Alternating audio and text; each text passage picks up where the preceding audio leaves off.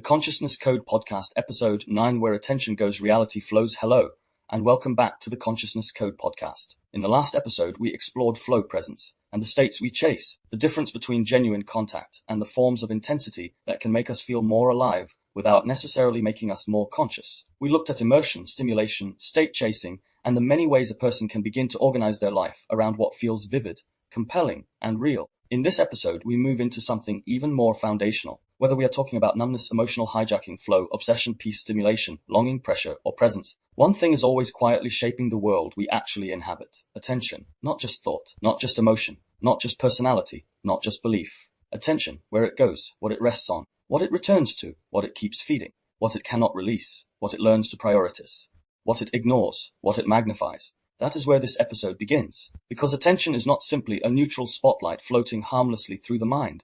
It is one of the deepest forces structuring lived reality. What enters attention strongly enough becomes vivid, emotionally weighted, meaningful, and experientially real. What falls outside attention may still exist, but it has much less force in consciousness.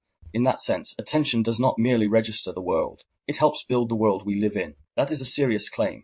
It means that reality as lived is not only what exists out there, it is also what we repeatedly notice, what we emotionally invest in, what we keep circling, what our body flags as important, what our mind rehearses, what our nervous system cannot afford to ignore, and what our culture keeps pushing into the field of awareness again and again. So if attention is constantly selecting, weighting, and reinforcing parts of experience, then the question is no longer just, what is true? It also becomes, what is getting access to my consciousness strongly enough to become my world? That changes everything. Because a person can live inside one criticism while missing 10 signs of care. They can live inside one fear while ignoring the larger field of safety. They can live inside one message, one memory, one wound, one desire, one injustice, one imagined future, one shame-laden interpretation. And that single object of attention can begin to shape the whole reality they inhabit. Not because the other things have vanished, but because the spotlight has narrowed. This is why attention matters so much in conscious life. It determines what becomes foreground and what becomes background, what feels urgent and what fades, what gets emotionally fed and what weakens, what becomes identity and what remains unformed. What we call the truth of my life is what never gets enough inward light to become visible. And once we start seeing attention in that way, we begin to understand why it is one of the most contested territories in modern life. Because attention is not only a private faculty. It is pursued, shaped, trained, captured, engineered, fragmented, conditioned by technology, by politics, by desire, by fear, by habit, by shame, by social reinforcement, by unresolved pain, by the economics of modern systems that profit from keeping the spotlight moving in ways that make us more reactive, more scattered, more emotionally available to manipulation, and less rooted in what we actually value. This episode moves beyond simple and often mundane discussions of productivity and focus. It is not about tips for concentration. It is about attention as one of the deepest organizers of consciousness itself. Because if where your attention goes becomes the world you live in, then attention is not a side issue. It is existential. It shapes perception, emotion, meaning, identity, memory, behavior, desire, and ultimately the quality of reality you can inhabit from within. So in this episode, I want to slow that down. I want to look at what attention really is, why it is not neutral, why some things grip it so powerfully, how repeated attention builds emotional worlds and self-stories, how modern systems compete for it, and what reclaiming attention might actually mean if we took consciousness seriously. Because one of the deepest questions of human life may not only be, what am I believing? Or what am I feeling? Or what kind of person am I? It may also be, what is my attention building? What kind of world is taking shape because of what I keep returning to? What kind of self is being strengthened by the things I repeatedly notice, fear, rehearse, desire, scroll, check, compare, defend, and anticipate? What has become real to me simply because I have fed it so much awareness? Those are not simple questions, and they are especially urgent now, because in a world where everything is competing to enter the spotlight of awareness, the loss of attentional sovereignty may be one of the deepest ways a person loses contact with their own life, without even realizing it. So that is where we begin, with a truth that sounds simple, but has enormous consequences once it really lands. What you attend to becomes your world. What you attend to does not just occupy your mind. It becomes your world. Not the whole world in the objective sense, of course. Reality remains larger than any one person's perception of it. But in the lived sense, in the sense of what feels vivid, emotionally charged, meaningful, urgent, and experientially central, attention determines an astonishing amount of what reality becomes for you. That is why two people can live in the same house, the same culture, the same conversation, even the same event, and come away inhabiting profoundly different worlds. One notices warmth, the other notices the distance. One notices care, the other notices slight shifts in tone. One notices a possibility, the other notices a threat. One notices what is growing, the other notices what is missing. And after a while, these are no longer just different observations. They become different realities. Because what attention returns to repeatedly becomes emotionally reinforced. It becomes easier to notice again, easier to believe, easier to remember, easier to build a story around, easier to mistake for the whole truth. That is one of the great powers of attention. It not only highlights, it trains reality. It says, this matters. This is the thing to watch. This is what is important here. This is what your body should organize around. This is what your mind should keep feeding. The more that happens, the more the world begins reorganizing around that object. Think about something simple. You send a message to someone you care about, and they do not reply as quickly as you expected. Now, on one level, this is a very small event, a delay, a gap, an unfinished moment. But if your attention locks onto that gap and begins feeding it, the gap can quickly become much more than a delay. You check again, and again, and again. Now attention is no longer merely noticing the missing reply. It is building a world around it. Perhaps the body tightens. Perhaps memory gets involved. Perhaps prior disappointment starts coloring the moment. Perhaps fear enters. Perhaps longing enters. Perhaps shame enters. Perhaps anger enters. Soon the delayed reply is not just one detail in a much larger day. It is the center of the day. It has become the emotional sun around which the rest of consciousness begins orbiting. That is what attention does. It grants experiential centrality. The same thing happens with criticism. A person may receive 10 signs of care, one brief, sharp comment, and spend the whole evening living inside the comment. Not because the care vanished, but because attention has selected the sharper object. That object now carries more emotional charge, so it receives more awareness, which makes it more vivid, which makes it feel more true, which makes it more likely to be returned to again. Now the person is not only remembering the criticism, they are inhabiting a reality structured by it. This is why attention is never a trivial faculty. It determines what enters the center. What enters the center begins shaping mood, thought, bodily state, identity, and meaning. The same thing happens with fear. One possibility captures awareness. What if this goes wrong? What if I lose this? What if they leave? What if this means something terrible? What if I can't handle what's coming? At first, perhaps it is only one thought among many. But once attention begins feeding it, that possibility becomes more than an idea. It becomes an atmosphere. It becomes the world the person is living inside. Now all evidence gets interpreted through it. Neutral things begin leaning in its direction. Ambiguity starts collapsing around it. The body organizes around it. The future begins taking its shape from it. This is how a possibility becomes a reality in lived experience long before it becomes fact. Not because the person is irrational in some cartoonish sense, but because attention has turned one thread into the fabric. And this is not only true of pain, it is true of desire too. A person becomes drawn to someone, or something, or some imagined future, and suddenly attention makes that object luminous. Small details become meaningful. The mind returns to it compulsively. The body orients toward it. Ordinary life starts losing brightness by comparison. The desired thing becomes not just wanted, but world-making. It enters the center. It becomes one of the main organizers of consciousness. This is why desire can feel so intense, because attention keeps feeding it. Over time, what the person is living inside is not merely the thing I want, but a whole world constructed through repeated return to it. The same thing happens with shame. One memory, one awkward moment, one perceived failure, one sentence you regret, one look at someone's face. Attention keeps circling it, and the longer attention circles it, the less it remains one moment among many. It becomes evidence, then identity, then the atmosphere, then reality. Now the person is not merely remembering the event. They are living in a world built around that event's emotional significance. This is the practical force of the phrase. What you attend to becomes your world, because attention is not simply passive observation. It is a form of participation. It enters into a relationship with what it notices. It strengthens some things and weakens others. It keeps certain patterns alive. It gives some fears more oxygen, some memories more emotional weight, some stories more continuity, some desires more grip, some injuries more permanence. And if we do not understand that, we will keep assuming that what feels most real to us must simply be what is objectively most important. But often what feels most real is what has been most fed. This is why people can become trapped in worlds that look convincing from the inside and partial from the outside. The person focused on rejection lives in a world full of rejection cues.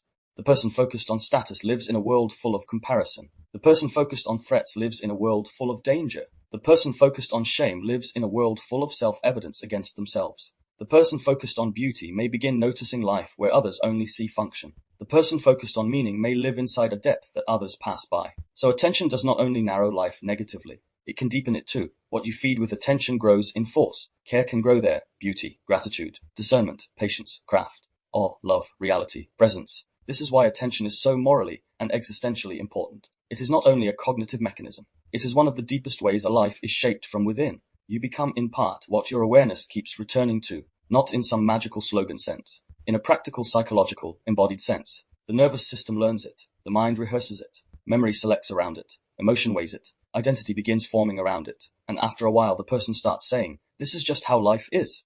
This is just how people are. This is just who I am." But often what they mean is, "This is the world my attention has been building for a long time." That is the real hook of the episode. Not only does attention matter, but it quietly authors our lived reality. And once that becomes visible, a whole new level of responsibility enters the room. Not guilt, not self-blame, responsibility. Because if attention is world-building, then what repeatedly captures it is no small matter. And if that is true, then the next question becomes unavoidable. What is attention actually doing when it selects, filters, and decides what becomes real for us in the first place? Attention is selection, not neutral observation. When most people think about attention, they imagine something relatively passive.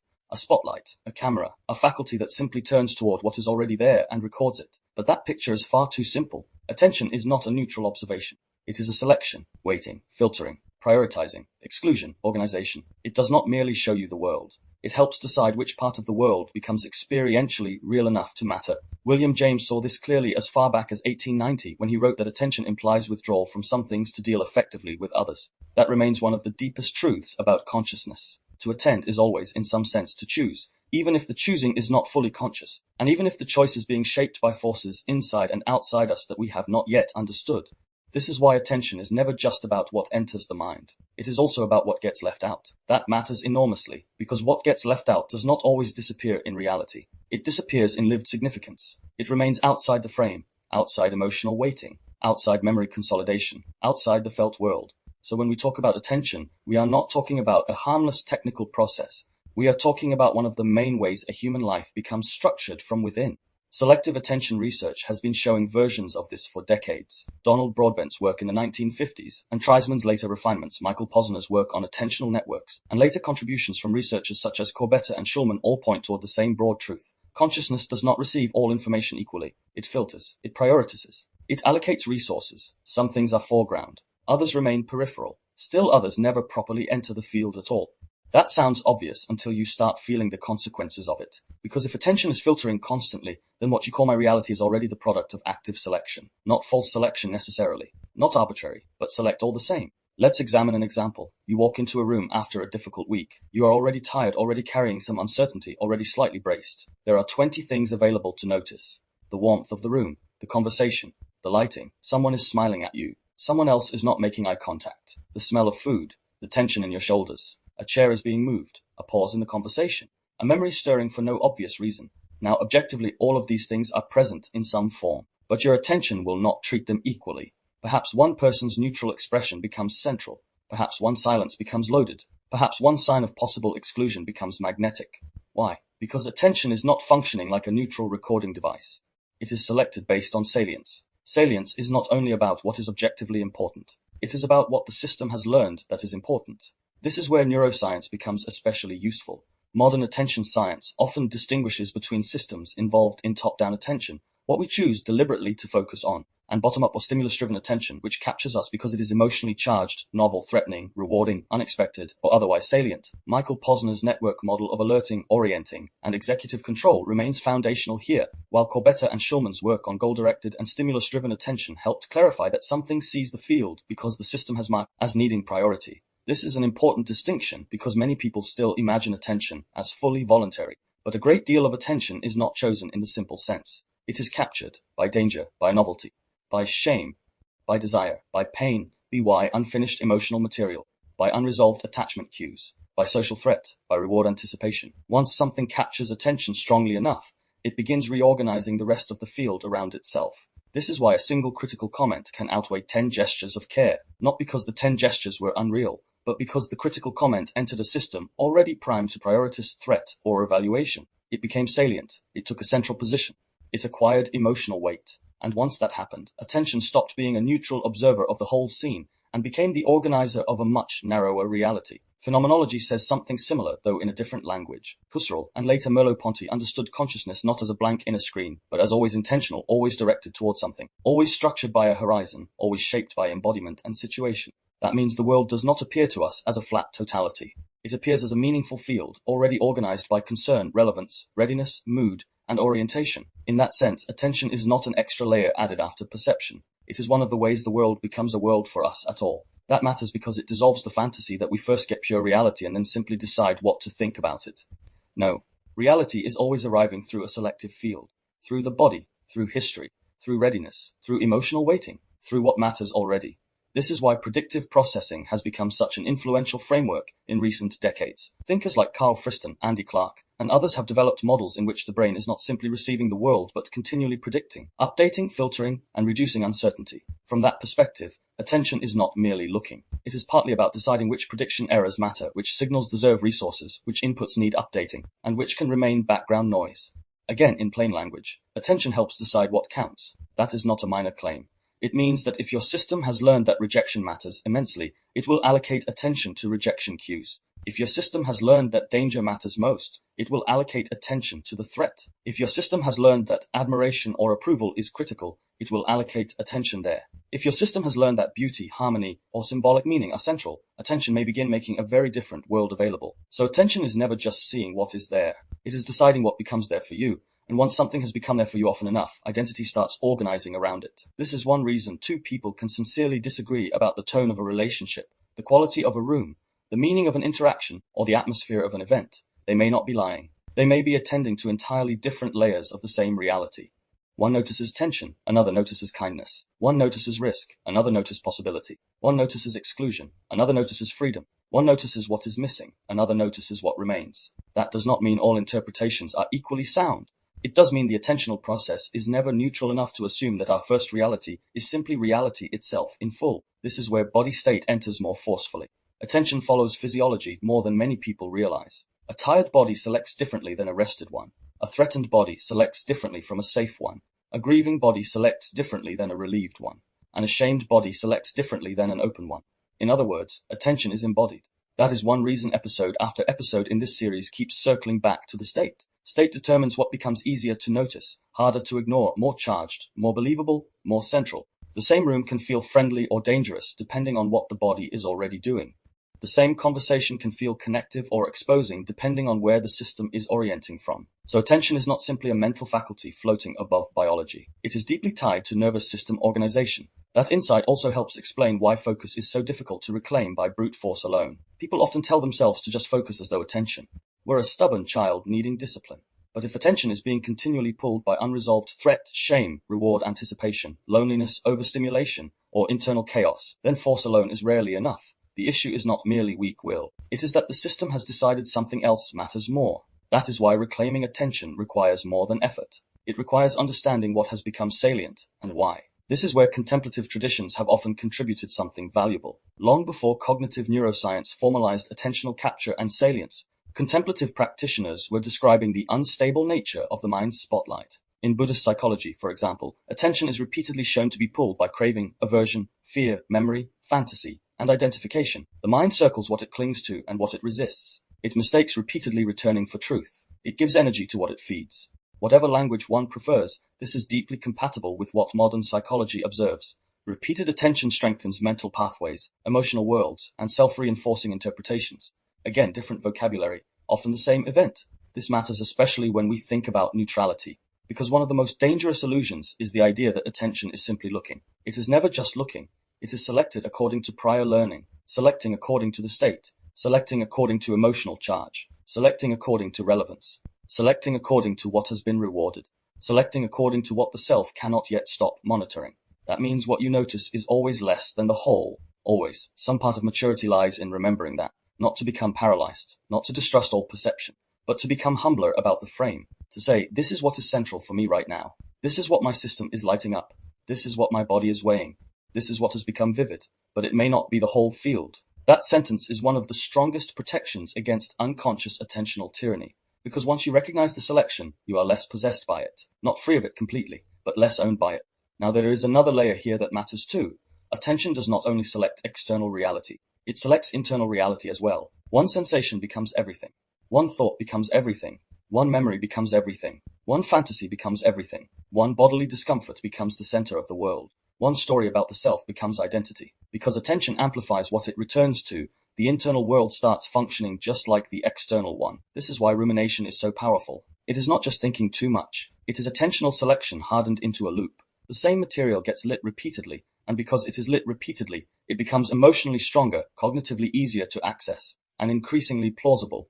A person then says, I can't stop thinking about it, but what is often happening is not just thought. It is repeated attentional feeding of a specific internal object. Again, attention is world building, not only out there, in here too. This is also why love, creativity, craft, prayer, and devotion can change a life. Because attention is not only dangerous, it is sacred in the broadest sense. What you repeatedly, carefully, truthfully attend to can deepen, soften, and transform consciousness. The problem is not that attention shapes reality. The problem is that many people do not realize that it does, and so they live under the rule of whatever captures it most violently or most habitually. That is why this part of the episode matters so much. Attention is not a neutral camera. It is a selective force shaped by state, memory, emotion, nervous system priorities, desire, fear, habit, and history. And once we understand that, we stop asking only, what am I seeing? We begin asking, why has this become what I'm seeing?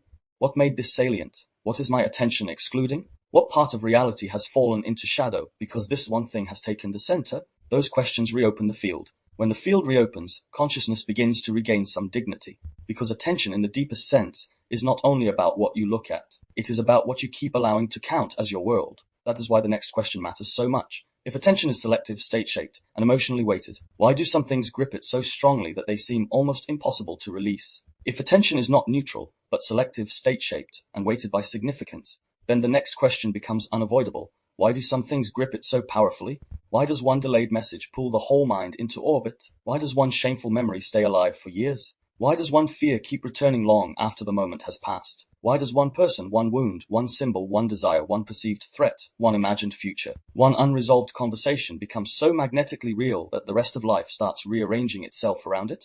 Because that is what happens. Attention does not distribute itself evenly. It gathers around what the system has learned matters most, and that learning begins far earlier than most people realize. From a developmental point of view, attention is never just a cognitive skill floating above life. It develops in a relationship. It develops in the body. It develops through repeated signaling about what is safe, what is dangerous, what is rewarding, what is unpredictable, what is forbidden, what is emotionally costly, what brings connection, and what threatens it. A child is not only learning facts. A child is learning where to look, what to monitor, what to ignore, what to anticipate, and what cannot be afforded to miss. In that sense, attention is one of the earliest forms of survival intelligence. If a child grows up in a relatively safe environment, attention may develop with more flexibility. The world may feel wide enough to explore. Novelty can be approached with curiosity. Social cues can be read without constant defensive waiting.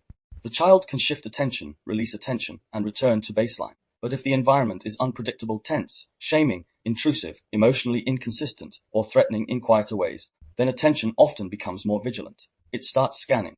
It learns to watch tone, timing, mood shifts, silences, facial changes, signs of disappointment, signs of anger, and signs of withdrawal. What begins as adaptation becomes attentional style. That style often persists into adulthood long after the original environment is gone. This is why one person enters a room and notices possibilities, while another notices danger. One sees openness, another reads for tension. One can release a look, a silence, a delayed reply.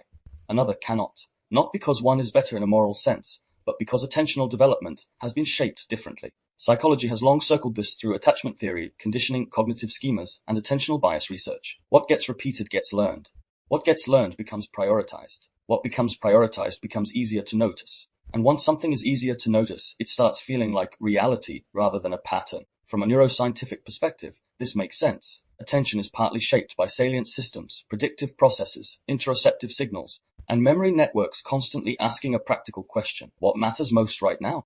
The brain is not looking at the entire field in some pure, detached way and only later deciding what is relevant. Relevance is being assigned constantly, and relevance depends heavily on prior learning. The amygdala, insula, anterior cingulate thalamic gating, and large-scale attentional networks all contribute in different ways to the detection and weighting of significance. In plain language, the system is always deciding what deserves to enter the center. That decision is not always conscious, and often it is not especially rational in the narrow sense either. Take a simple example. Someone you care about becomes slightly quieter than usual. Step 1. A subtle change appears in the environment. Step 2. The body registers it before a complete verbal explanation forms. Step 3. Interoceptive signals shift. Perhaps the stomach tightens, the chest braces, the breath shortens, and the jaw hardens slightly. Step 4. The attentional system orients toward the cue. Step 5. Memory begins feeding forward possible meanings based on prior experience. Step 6. Competing possibilities shrink, and one or two emotionally charged interpretations become dominant. Step 7. Attention returns to those interpretations repeatedly until they feel self-evident. Now notice what happened. The thing gripping attention is not only the external cue, it is the whole loop between cue, body, memory, prediction, and emotional weighting. This is where the language of neuroception can be helpful if we use it carefully. Stephen Porges used the term to describe the body's unconscious detection of safety or threat cues. Whatever debates exist about parts of polyvagal theory, the broader insight is useful. The body often starts sorting the world before explicit thought catches up. So some things grip attention strongly because the body has already marked them as significant. Once the body marks something as significant, cognition is no longer starting from neutral ground. This is also why shame grips attention so powerfully. A shame event is rarely just remembered. It is re-entered. The body often carries the unfinished charge of it. Attention returns because the system has not fully resolved the significance. The old moment remains alive. The mind says, I keep thinking about it, but beneath that thought is usually something more like, my system still treats this as important, dangerous, unfinished, identity relevant, or socially consequential. That is why some memories fade and others haunt. Not because the haunted ones are objectively bigger in every case, but because they remain more emotionally and bodily encoded. Cognitive development research supports this wider view too. Executive attention, inhibitory control, working memory, and flexible shifting develop over time, and they develop in interaction with stress, regulation, caregiving, and environment. A child who has to over-monitor early may become highly skilled at certain forms of threat attention, while being less free in exploratory attention. This does not mean they are defective. It means their attentional economy has been shaped around vigilance. Later in life, they may struggle to understand why they cannot just let things go, but letting go is not only a moral act, it is also a nervous system capacity. This is where the developmental and the existential begin touching each other. What grips your attention may tell you not only what you care about, but what your system was trained to survive. Fear is one obvious example. Threat cues grip attention because the organism cannot afford, evolutionarily speaking, to miss danger. A rustle in the bushes mattered more than a beautiful cloud. A hostile face mattered more than a flower. The nervous system still carries this asymmetry. Threat often gets priority. Negative bias in attention is not simply pessimism. It is an ancient adaptive weighting. The problem in modern life is that the same system now treats symbolic, relational, reputational, and digital cues with remarkable seriousness. A message, a social slight, an ambiguous look, a political signal, an online accusation. These can all acquire the gripping power once reserved for more immediate threats. Desire works differently, but just as powerfully. The organism is also drawn toward what promises reward, connection, completion, relief, significance, recognition, or pair bonding. So attraction, novelty, ambition, symbolic success, and emotionally loaded possibilities can all seize attention, too. This is why desire is not merely wanting. It is attentional capture toward anticipated aliveness or relief. A person becomes unable to stop thinking about someone not only because they like them, but because the attentional field has been reorganized around what that person now represents. Reward, hope, redemption, repair, identity, confirmation, future intensity, or escape from present flatness. This is also why unresolved pain grips attention. What the system cannot integrate, it often revisits. Not always deliberately, not always helpfully, but repeatedly. Rumination is one form of this. Obsession is another. Intrusive memories are another. Replaying conversations, checking for signs, mentally rehearsing future scenarios, looping over perceived failures, revisiting the same emotional injury, all of these are attentional attempts, however imperfect, to gain mastery, resolution, prediction, or protection. The mind returns because the system still believes something there matters immensely. From a predictive processing perspective, this makes sense. The brain is trying to reduce uncertainty. It wants a stable model, but unresolved material keeps generating error, ambiguity, and instability. So attention keeps coming back, trying to solve what does not yet feel solved. In many cases, the grip of attention is not just fascination. It is unfinished business. This is where different perspectives start offering their own language. Cognitive psychology might speak of attentional bias, schema activation, error monitoring, and working memory capture. Affective neuroscience might speak of salience, threat appraisal, interoceptive prediction, and network prioritization. Developmental psychology might speak of attachment organization, regulation history, and learned vigilance. Phenomenology might say the world is disclosed through concern, and what grips us is what has become existentially charged. Contemplative philosophy might say the mind circles what it clings to and what it resists, and that grasping itself keeps certain objects alive in consciousness. These are not necessarily rival truths. Often they are describing the same process from different angles. This matters because one of the easiest traps is to reduce the whole thing to a single explanation. To say it is all trauma, or all cognition, or all nervous system, or all ego, or all attachment, or all prediction, or all spiritual ignorance. But the reality is often more layered than that. Attention is gripped where body, memory, meaning, and selfhood intersect. This is where ego enters the picture more subtly. Some things grip attention because they threaten or stabilize identity. A criticism grips because it challenges the self. Praise grips because it confirms the self. Rejection grips because it destabilizes the self. Desire grips because it promises a more vivid self. Shame grips because it condenses the self into one painful conclusion. Recognition grips because it brightens the self into existence. So attention is not only looking for safety and reward in the broad biological sense, it is also serving the continuity of the narrated self. What threatens who I believe I am, or what offers a more compelling version of who I might become, often acquires enormous attentional force. That is one reason identity-based conflict is so hard to release. When a person feels morally attacked, culturally displaced, socially unseen, or existentially invalidated, attention becomes adhesive. It cannot let go because what is in question is not only an event, but a self-position. This is also why some people become trapped in attentional loops around status, image, comparison, or belonging. Their awareness has been taught through reinforcement and pain that survival includes social legibility. So they monitor constantly. How did I sound? How did I look? What did they think? Was that rejection? Was that admiration? Did I lose ground? Did I matter? Those questions are not frivolous to the system. They are identity regulatory. And once you see that attention becomes easier to understand and harder to moralize simplistically, the person is not weak because they keep returning to one thought. They may be organized around the significance they have not yet learned how to hold differently. This is why reclaiming attention is never just a matter of discipline. It involves regulation, meaning, embodiment, memory, development, narrative, threat, desire, identity, and the system's learned answer to the question, what can I not afford to ignore? That question is central, because the things that grip attention most strongly are rarely random. They are usually tied to what the organism, the history, and the self-model have decided matters most, whether that is danger, shame, abandonment, love, status, longing, success, moral certainty, or unfinished pain. This is where the practical implication becomes clear. If you want to understand your attention, do not only ask what you are looking at. Ask why this has become so important. What does it threaten? What does it promise? What old world does it touch? What body state does it create? What version of me appears around it? What would I have to feel if I stopped feeding it? Those questions deepen the inquiry, because once you understand why something grips attention, you are no longer only inside the grip. You begin to see its structure, and once the structure becomes visible, some freedom enters the room. Not immediate freedom, perhaps, not total control, but enough freedom to realize that what grips attention most fiercely is often what the system has learned it cannot afford to leave unresolved, unguarded, or unlived. That recognition is the bridge into the next part, because once attention is understood as learned, emotional, embodied, and identity-laden selection, we can begin to see how modern life does not merely host attention. It competes for it, shapes it, monetizes it, and in many ways colonizes it. The attention economy and the colonization of consciousness. If attention is one of the main forces shaping lived reality, then the question is no longer only psychological. It is cultural, technological, political, economic, because attention is no longer simply something you use. It is something the world is trying to take. That is one of the defining conditions of modern life. We do not live in a neutral environment, and we occasionally get distracted. We live inside systems specifically designed to capture, hold, interrupt, redirect, fragment, monetize, and train attention. And once you see that clearly, a great deal of ordinary life begins to look very different. The notification is not neutral. The feed is not neutral. The outrage cycle is not neutral. The platform is not neutral. The architecture of endless scrolling is not neutral.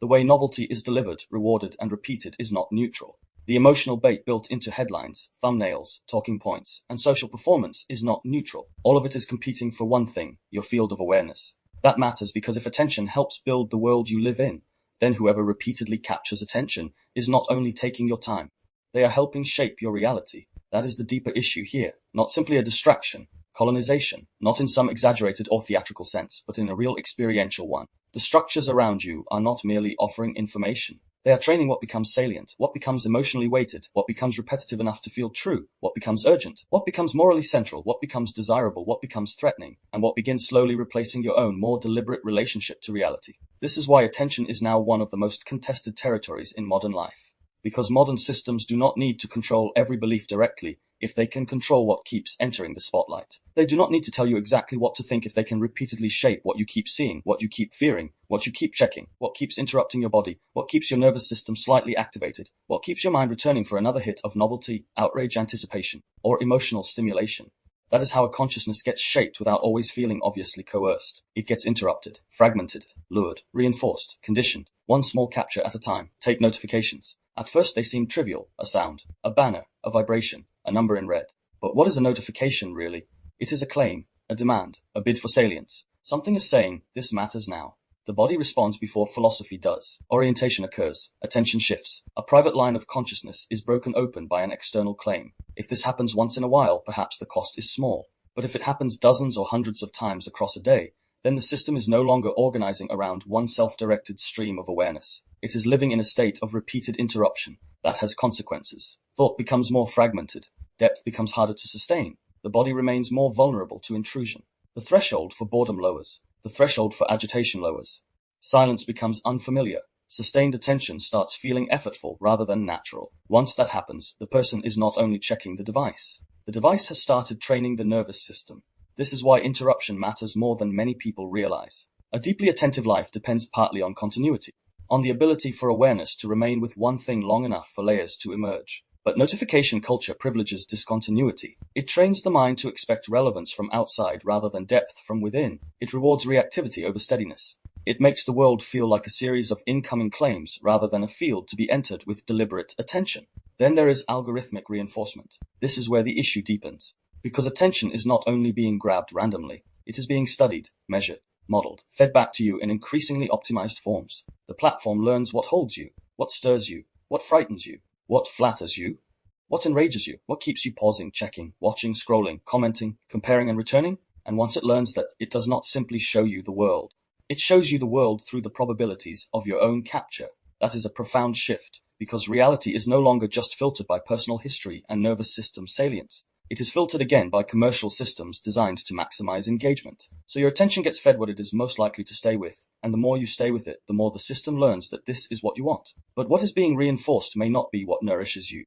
It may be what hooks you, what provokes you, what confirms you, what dysregulates you just enough to keep you leaning forward. What sustains a loop of checking, reaction, and return? That means a person can slowly begin living in a reality distorted not only by their own fears and desires, but by an industrial layer of optimization built to intensify those fears and desires, because intensity holds attention better than calm depth does. This is especially obvious in outrage cycles. Outrage is profitable because it grips, it simplifies, it moralizes, it creates immediate salience. It gives the body charge, the mind direction, and the social self a ready-made position. It tells you what matters, who is wrong, what side you are on, and why you must keep looking. Outrage is attentionally efficient. It compresses complexity into emotionally portable forms. It moves quickly. It spreads easily. It rewards performance. It creates a feeling of relevance and participation, while often narrowing reflection and flattening nuance.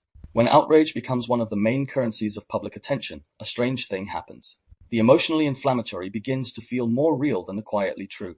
A person can become more familiar with moral heat than with patient seeing, more trained in reacting than in perceiving, more capable of instant position taking than actual thought, not because they are unintelligent, but because their field of awareness is being repeatedly recruited by emotionally charged material designed to bypass slower forms of cognition and land directly in the bodily emotional circuitry of significance. This is where politics enters too, not politics as thoughtful public life, but politics as attention capture, the soundbite, the provocation, the clipped humiliation, the theatrical enemy, the performative certainty, the endlessly recycled symbol of threat or vindication. Political life, under conditions of mediated attention, increasingly functions not by deepening civic intelligence, but by training people to live inside repeating emotional objects. A face, a slogan, a scandal, a threat, a villain, a purity signal, a crisis. Once the same objects re-enter the spotlight repeatedly enough, they begin occupying consciousness beyond their actual proportion in lived life. They shape mood, expectation, social imagination, and even identity. A person may believe they are simply staying informed, when in reality they are living inside a technologically amplified theater of salience, where attention is being harvested through emotional volatility. This does not mean none of the issues is real. It means the mode of presentation alters the consciousness receiving them. That is one of the central truths of this part. The world we are shown is not merely informative. It is formative. It trains what feels important, what feels close, what feels urgent, what feels like the whole story. Once enough attention is trained in this way, a culture begins losing its depth perception. Everything becomes immediate. Everything becomes hot. Everything becomes shareable. Everything becomes a moral signal. Everything becomes identity material. Depth gives way to velocity. This is one reason scrolling matters so much. Scrolling is not just a behavior. It is a conscious form, a mode in which attention is repeatedly reset before it can root deeply. One image, then another. One outrage, then another. One longing, one advertisement, one war, one joke, one body, one tragedy, one opinion, one aspiration, one humiliation, one beautiful room, one clip of collapse, one burst of affirmation, one political demand, one aesthetic fantasy, one social comparison, one dose of envy, 1 second of relief, then another, then another. The nervous system is asked to metabolize far more salience than it was built to integrate gracefully. The result is often not wisdom, it is overstimulation. Overstimulation matters because it changes what attention can do. In an overstimulated condition, the field becomes shallower, more distractible, more fatigue-prone, more vulnerable to emotional bait, more likely to prefer novelty over continuity and charge over subtlety. A person in this state does not only have too much going on, their capacity to remain with anything deeply has been eroded. Even rest becomes harder because the mind has been trained to expect constant input. Even silence feels charged. Even one thing is not enough because the attentional system has become adapted to rapid shifts in salience. This is where the weakening becomes personal. Fragmented attention is profitable because a fragmented person is easier to hold in loops of return. They are more susceptible to interruption, more dependent on external salience, less able to generate internally guided depth, and more likely to respond to emotionally engineered cues. A person who cannot remain with one thing long enough to think, feel, pray, grieve, read, create, love, or reflect deeply is not only distracted, they are more governable. That is the darker side of the attention economy. A shallowly interrupted consciousness is not merely tired. It is easier to steer. This is what I mean by colonization of consciousness. Not mind control in the cartoon sense. Not some total external ownership of the self. Something subtler. The repeated occupation of inner life by externally engineered claims on salience until the person's own relationship to attention is no longer primarily self-shaped, but system-shaped. Their moods are influenced by feed rhythms. Their sense of relevance by platform signals. Their emotional cycles by algorithmic reinforcement. Their moral urgency is achieved through viral attention objects. Their self-worth is based on visibility metrics. Their reality by what keeps entering the field often enough to feel central. This is why performative relevance becomes so powerful. People begin adapting themselves to the logic of capture. They learn to speak in ways that hold attention, to signal in ways that survive the scroll, to become legible through emotional compression, to perform certainty, pain, righteousness, intensity, aesthetic value, trauma, wisdom, rebellion, authenticity, whatever gains entry into the spotlight reliably enough to matter. Now the economy of attention is not only external. It has entered identity. A person begins measuring their own reality by how visible it is, how quickly it lands, how immediately it registers, how shareable, clickable, or emotionally arresting it becomes. This changes not only what they consume, but what they produce. The self becomes shaped by the logic of capture. That is a profound spiritual and psychological shift, because a life organized around relevance performance will gradually lose tolerance for slower forms of truth. The body becomes habituated to reaction. The mind becomes trained in salience management. The soul, if I can use that word here, becomes more difficult to hear because it does not always speak in the language of urgency. That is where emotional bait becomes so effective. Emotional bait is not simply content you like. It is content designed or evolved to provoke immediate attentional investment. Fear bait, shame bait, envy bait, lust bait, outrage bait, belonging bait, self-improvement bait, spiritual bait, identity bait. Even hope can become bait when it is packaged as salience rather than grounded possibility. What all bait has in common is this: it does not primarily ask to be understood. It asks to be reacted to, and the reaction is fast, cheap, repeatable, trackable, profitable. Understanding is slower, more metabolically expensive, less easily captured, less emotionally explosive, less easy to monetize. So the systems around us often privilege what pulls attention quickly over what deepens consciousness steadily. And once you see that many ordinary feelings start making more sense. Why do you feel strangely emptied after too much scrolling? Why outrage leaves you charged but not clarified? Why can you consume vast amounts of information and still feel thin? Why can you feel constantly stimulated and profoundly absent at the same time? Why does the day disappear in fragments? Why does your own attention sometimes no longer feel like yours? That last point may be the deepest one of all, because the attention economy is not only taking time, it is training the conditions of subjectivity. It is shaping what it feels like to be a self-interrupted, a self-captured, a self-accelerated, a self-emotionally baited, a self-conditioned to return to what grabs rather than what matters.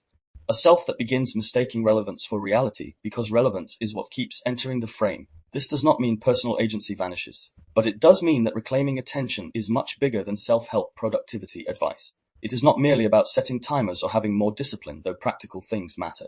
It is about understanding that your field of awareness is now operating inside environments built to fracture it. Unless that is understood, the person will keep blaming themselves for living in an attentional battlefield without recognizing the scale of the machinery pointed at them. So this section has to land on one central truth. Attention is now one of the most contested territories in modern life. Not because attention is fashionable, because attention shapes consciousness, and consciousness shapes reality as lived. Whoever repeatedly captures the spotlight helps author the world you inhabit.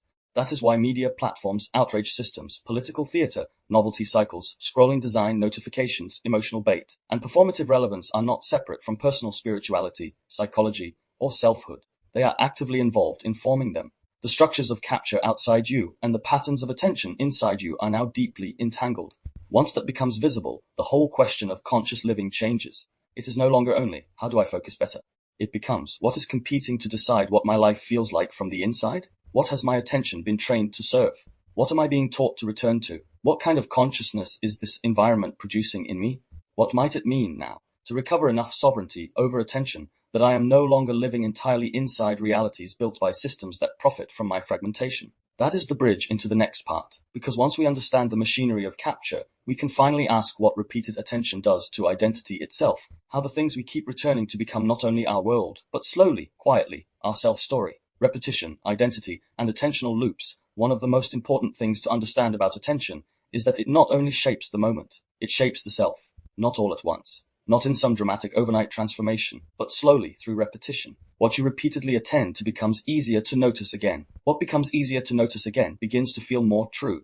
What feels more true gets woven into memory, expectation, emotion, and identity. And after enough repetition, a pattern that may once have been temporary starts feeling like a stable description of who you are and what life is. That is why attention is so central to self-story, because a self-story is not built only through beliefs in the abstract. It is built through repeated acts of noticing, repeated acts of weighing, repeated acts of return. What you keep looking at becomes what your mind keeps rehearsing, what your body keeps organizing around, and what your life begins slowly interpreting itself through.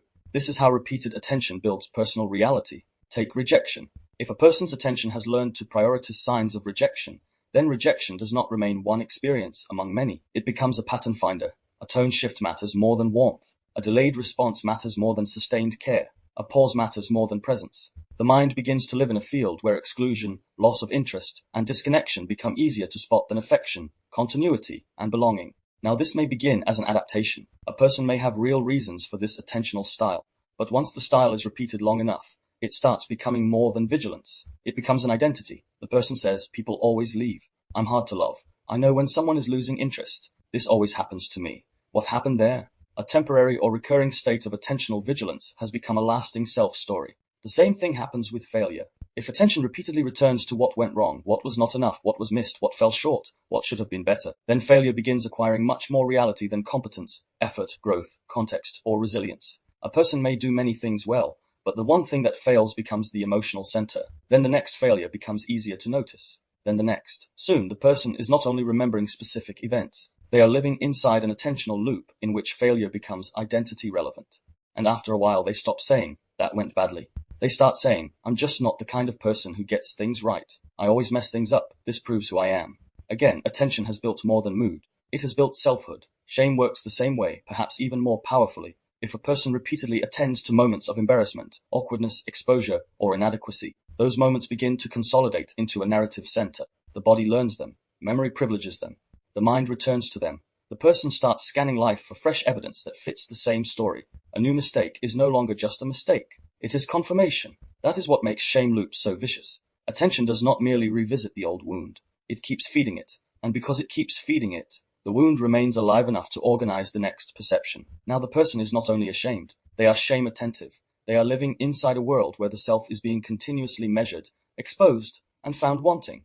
This is one reason social image becomes such a powerful attentional loop.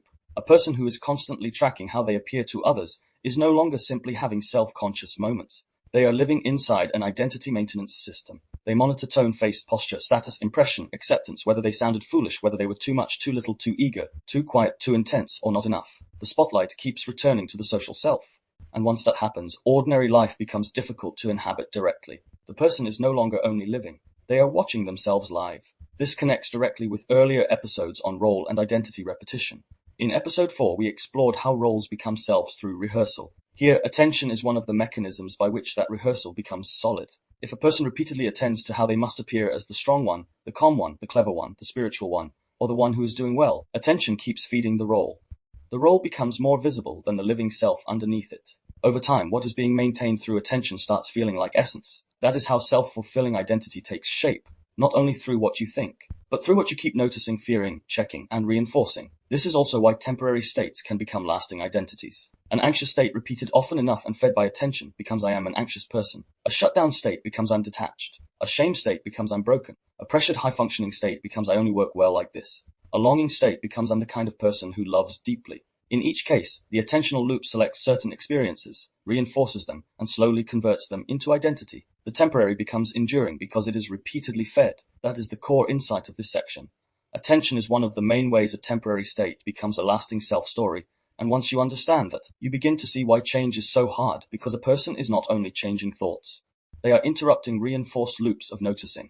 They are trying to stop feeding what has already become highly practiced, emotionally weighted, and identity linked. That is not impossible, but it is much deeper than simple positive thinking. It requires seeing the loop clearly enough to stop mistaking it for the whole truth. That is the beginning of freedom. To notice, I keep attending to rejection. I keep feeding failure. I keep circling shame. I keep tracking the social self. I keep reinforcing the same emotional world. Then more quietly, what if this loop is not the whole of me? What if my attention has been building a world that feels total because it has been fed so often? What else exists in the field that I have not been strengthening? That question matters, because once attention is understood as identity forming, it becomes possible to relate to the self with more accuracy and less fatalism. You are not only the kind of person you are also, in part, the product of what your awareness has been repeatedly organized around. That means attention is not just a window into identity. It is one of the main ways identity is continually built. What reclaiming attention means, if attention helps build the world you live in, then reclaiming attention is not a minor act of self-improvement. It is a serious act of conscious living. Yet this is often misunderstood. People hear the phrase reclaim your attention and imagine something quite narrow: better concentration, more discipline, fewer distractions, stronger willpower, more productivity. But reclaiming attention is not simply forcing the mind to behave. It is not just sitting down and trying harder to focus. It is not a war against distraction in the crude sense, because attention does not move only according to effort. It moves according to salience, according to state, according to unresolved feelings, according to habit, according to fear, according to desire, according to what the body has learned matters. So if a person is constantly captured, it is not always because they are weak-willed. Sometimes their attention is repeatedly recruited by what feels emotionally urgent, unfinished, or threatening. Sometimes the environment is built to keep attention externally governed. Sometimes the body is too overstimulated to sustain depth. Sometimes shame, loneliness, uncertainty, or fragmentation keep creating openings through which every bright object can enter. That is why reclaiming attention has to be understood more deeply. It means learning how not to let every internal or external demand decide your world for you. That is the real task, not perfect control, not robotic focus, but sovereignty. Enough sovereignty to notice what is pulling you. Enough sovereignty to recognize what keeps hijacking the spotlight.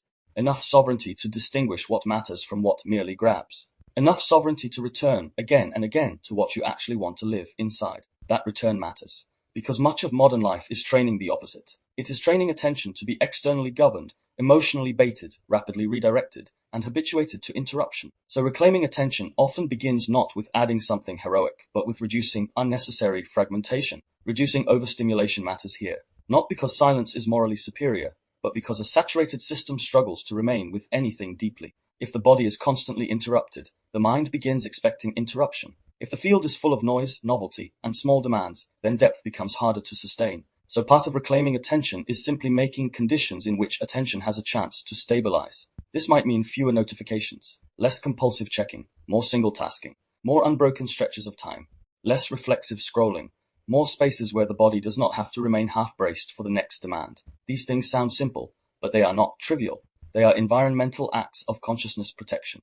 That phrase matters too, protection, because reclaiming attention is not only a matter of concentration. It is also about protecting the field of awareness from being constantly shaped by forces that do not care what kind of life they are producing in you, but the environment is only part of it. Reclaiming attention also means recognizing what keeps capturing you from within. What thought do you keep returning to? What fear keeps recruiting the spotlight? What shameful memory keeps asking to be fed? What fantasy keeps becoming more vivid than the life in front of you? What social image are you constantly monitoring? What unfinished emotional material keeps pulling attention because the system still treats it as unresolved? These questions matter because attention is not only stolen from outside, it gets looped from inside, and if we do not understand those loops, then every attempt to focus becomes too shallow. We try to discipline the mind without understanding what the mind is trying to do. We treat attention like a badly behaved mechanism instead of a meaning-sensitive process. But often attention keeps returning to something because some part of the self still believes it matters urgently. So reclaiming attention includes inquiry, not just how do I focus, but why does this keep capturing me? What is unfinished here? What does my system believe it cannot afford to stop monitoring? What part of me is still organizing around this object, this fear, this desire, this wound, this role, this imagined future? That kind of inquiry makes attention more readable. Once attention becomes more readable, it becomes less magical, less tyrannical, less like some uncontrollable fate. You begin to see the structure underneath the pull. Then something else becomes possible, rebuilding depth in ordinary attention. This is one of the most neglected parts of reclaiming attention, because many people try to reclaim attention only by resisting distraction. But attention also needs to be nourished. It needs the experience of unbroken contact. It needs practice in which the mind learns that ordinary reality is not empty if stayed with it properly. Reading slowly, listening fully, walking without splitting yourself across 10 channels, eating without needing an overlay, staying with a conversation long enough for the deeper currents to appear, writing without checking, being with grief without immediately escaping into explanation, sitting in silence long enough that the first layer of boredom gives way to something subtler. These are not small acts. They retrain the field. They teach the nervous system that attention does not always need to be grabbed from outside. That depth can arise through steadiness. That reality becomes richer when it is not constantly abandoned halfway through. This is one reason reclaiming attention is inseparable from emotional regulation. A dysregulated system often cannot sustain attention well because too many things feel urgent. A threatened body does not easily settle into depth. A shamed self does not easily stop monitoring. A lonely person may keep seeking stimulation because stillness leaves them alone with too much. So reclaiming attention is partly about creating conditions in which attention no longer has to keep running toward what grabs it most violently. That may mean more rest, more embodied awareness, more relational safety, more truth, more reduction of unnecessary noise, more capacity to stay with the ordinary without needing amplification, and all of that leads to the deeper point. Reclaiming attention is partly reclaiming consciousness itself, because where attention goes, consciousness goes. And if attention is constantly directed by outrage, novelty, comparison, fear, social image, or endless external bait, then consciousness becomes increasingly shaped by those things. But if attention begins returning to what is real, meaningful, grounded, relational, embodied, and true, then a different world starts taking shape inside the same life.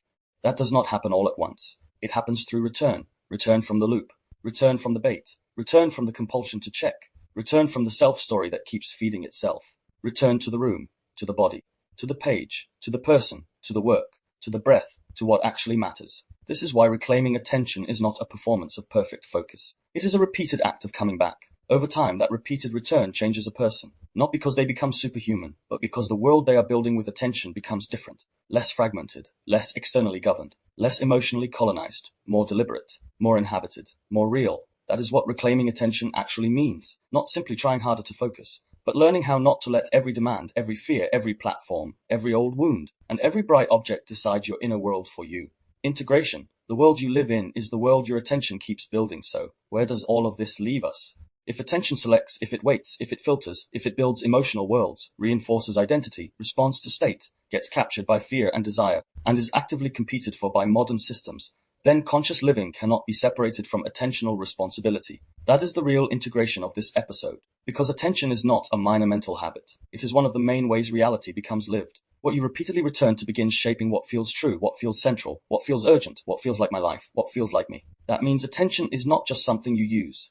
It is something through which a world is continually being built. That world may or may not be one you consciously chose. That is the difficult truth. A person can wake up years into an identity, a mood pattern, a relational style, a fear structure, a political atmosphere, a shame narrative, a distracted nervous system, and realize that much of it has been reinforced not only through what happened to them, but through what their attention has repeatedly fed, not because they are to blame in some crude sense, but because attention is participatory.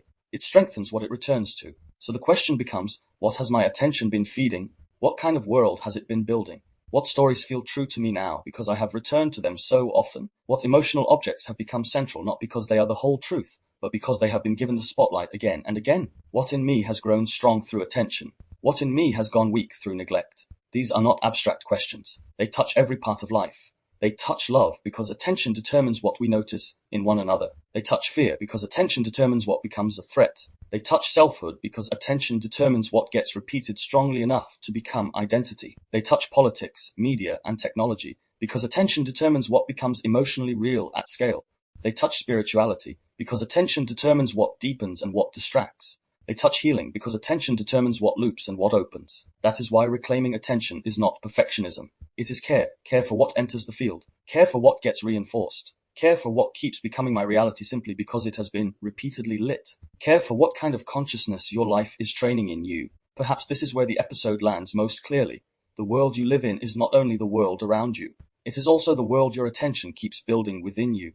That does not mean reality is just in your head. It means lived reality is always shaped through the spotlight of awareness. So the task is not to become a machine of flawless concentration. It is to become more honest about what your attention is serving, more honest about what captures it, more honest about what it keeps returning to, more honest about what gets built through repetition, Because what is repeatedly fed becomes easier to believe, easier to feel, easier to embody, easier to become. Once that is understood, attentional life becomes sacred in a practical sense. Not dramatic, not mystical in a vague way, but sacred because it shapes who you are able to be. That is the integration, not focus harder, but notice what your awareness keeps giving life to. So this episode has really been about one of the deepest and most easily underestimated powers in our lives, attention. We began with the recognition that what you attend to becomes your world. From there, we explored attention not as neutral observation, but as selection, filtering, weighting, prioritizing, and deciding what becomes experientially central. We looked at why some things grip attention so strongly, how development, body state, emotion, memory, shame, desire, fear, and unfinished pain all shape what the spotlight cannot let go of. We widened that into the attention economy and the ways modern systems now compete to capture, train, and monetize awareness. Then we looked at repetition, identity, and attentional loops, how what we repeatedly notice begins hardening into self-story. And finally, we explored what reclaiming attention actually means. Through all of that, one truth became clearer. Attention is not just focus. It is one of the main architects of lived reality. It decides what becomes vivid, what becomes rehearsed, what becomes feared, what becomes desired, what becomes identity, what becomes the world from the inside. That means conscious living requires more than good intentions. It requires noticing what your awareness keeps building. Because if you do not choose that relationship more carefully, other forces will choose it for you. Old wounds, old fears, old habits, algorithms, outrage cycles, social image, emotional bait, unresolved longing, and systems that profit from your fragmentation. So the deeper question of this episode was not only, can I focus better? It was, what is my attention making real? That is where the episode ends. Not with a rule, but with a responsibility. The responsibility to become more deliberate about the world your awareness is feeding.